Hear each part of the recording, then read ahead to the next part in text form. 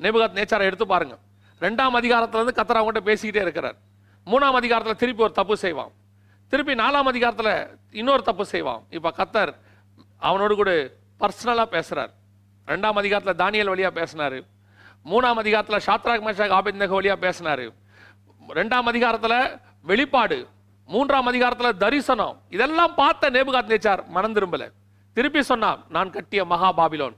அவன் வாழ்க்கையில் மிகப்பெரிய பின்மாற்றம். இப்போ அவனை திருத்தணும், வேற வழியே இல்லை. யாரை கொண்டு கர்த்தர் பேசல, நேரடியாய் பேசினார். அவனுக்குள்ளாக அவர் பேசினார். அவன் 7 வருஷம் கழிச்சு சொல்றான், அந்த தேவனை அல்லாமல் வேறு தேவன் இல்லை. அதான் நான் உங்களுக்கு சொல்றேன், இந்த மெல்லிய சத்தத்துக்கு செவி கொடுங்க, மெல்லிய சத்தத்தை பேச விடுங்க. சபையில கர்த்தர் பேசட்டும். பல நேரங்கள்ல அந்த மெல்லிய சத்தத்துக்கு நாம இடம் கொடுக்கறது இல்லை. நான் என்ன இடம் கொடுக்கறது இல்லைன்னா, உட்காந்து கேட்கறதுக்கு இடம் கொடுக்கறது இல்லை.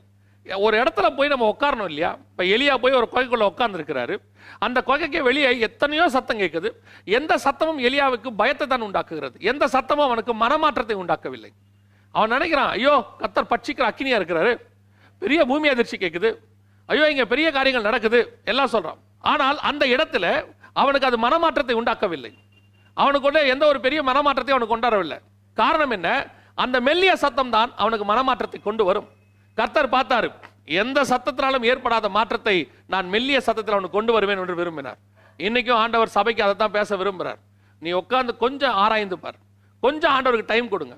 பல நேரத்தில் நம்ம கேட்குறோம் இல்லையா ஆண்டவர்கிட்ட, ஆண்டவரே ஏன் என் வாழ்க்கையில் இப்படிலாம் நடக்குது, ஏன் ஏசபேல் துரத்துறா, நான் நல்லா தானே ஊழியம் பண்ணிக்கிட்டு இருந்தேன், நான் நல்லா தானே ஆவிக்குரிய வாழ்க்கை வாழ்கிறேன், ஏன் என் வாழ்க்கையில் பிரச்சனை, ஏன் என் வாழ்க்கையில் உபத்திரம், ஏன் என்னை துரத்துறாங்க, ஏன் என்னை பின்னாடி இவ்வளோ பிரச்சனை என்னை துரத்திக்கிட்டே இருக்குது, எனக்கு ஒரு நிம்மதியே இல்லையே. கர்த்தர் சொல்கிறார், வந்து ஒரு இடத்துல உட்காரு, முதல்ல நான் உங்கள்கிட்ட கொஞ்சம் பேசட்டும்.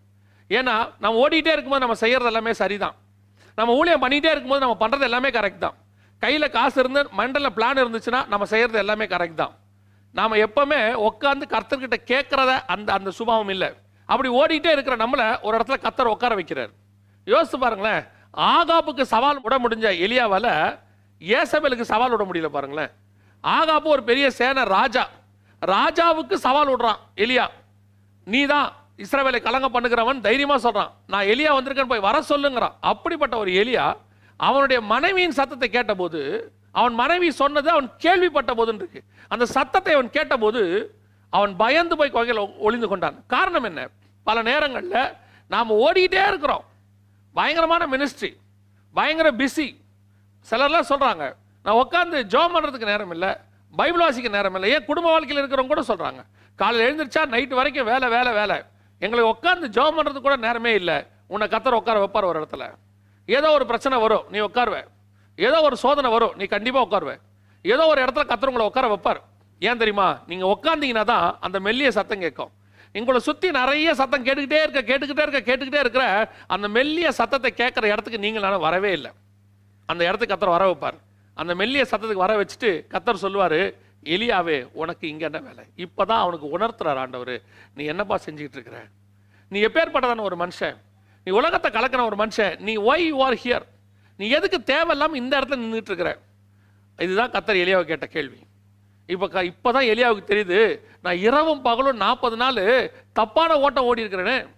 கர்த்தர் என்ன போக சொன்னது தமஸ்கு வனாந்தரத்துக்காச்சே, நான் வந்திருக்கிறது பெயர் சபா வனாந்தரத்துக்காச்சே, இது புறஜாதியாருடைய வனாந்தரமாச்சே, இது எகிப்தில் இருக்கிற வனாந்தரமாச்சே, இது திருப்பிக்கு என் ஜனங்கள் போகக்கூடாதுன்னு கர்த்தர் சொன்ன எகிப்தாச்சே, நான் இருக்க வேண்டியது தமஸ்கு ஆச்சே, ஏன் இப்படி வந்தேன்? இப்போதான் அவனுக்கு உணர்த்துறாரு. இந்த உணர்த்துதல் எப்போ வரும் தெரியுமா? மெல்லிய சத்தத்தில் தான் வரும். நல்லா கவனிச்சு பாருங்க. அப்பால இப்போ சாத்தானேன்னு சொல்லி பேதுருவை சொல்லும் போது பேதுரு மனம் கசந்து அழுதான்னு இருக்காது. ஆனால் எங்க இருக்கும் தெரியுமா? கர்த்தர் அவனை ஒரு பார்வை பார்த்தார்னு இருக்கும். அந்த பார்வை பார்த்தவுடன் அவன் மனம் கசிந்து அழுதான். மறுதளிச்சு முடிச்ச உடனே அவன் மனம் திரும்பல. வசனம் சொல்லுது அவன் சபித்தான் இருக்கு. அப்ப அவனுக்குள்ள வராத ஒரு மனமாற்றம் ஆண்டவர் மைல்டா திரும்பி ஒரு பார்வை பார்க்கிறார். அந்த பார்வையில அவன் மனம் திரும்புறான். அந்த மைல்டான பார்வை, அந்த மைல்டான சத்தம், அந்த மைல்டான ஒரு மூவ் உன் வாழ்க்கையில் ஒரு பெரிய மாற்றத்தை கொண்டு வரும். தேவ சமூகத்தில் உட்கார்ற அனுபவத்துக்கு வாங்க. உட்கார வைப்பார் ஆண்டவர். அப்படி உட்காரும் போது கர்த்தர் பேசுற சத்தத்துக்கு செவி கொடுக்கணும். அது என்ன பேசுறாருன்னு உட்காந்து கேட்கணும்.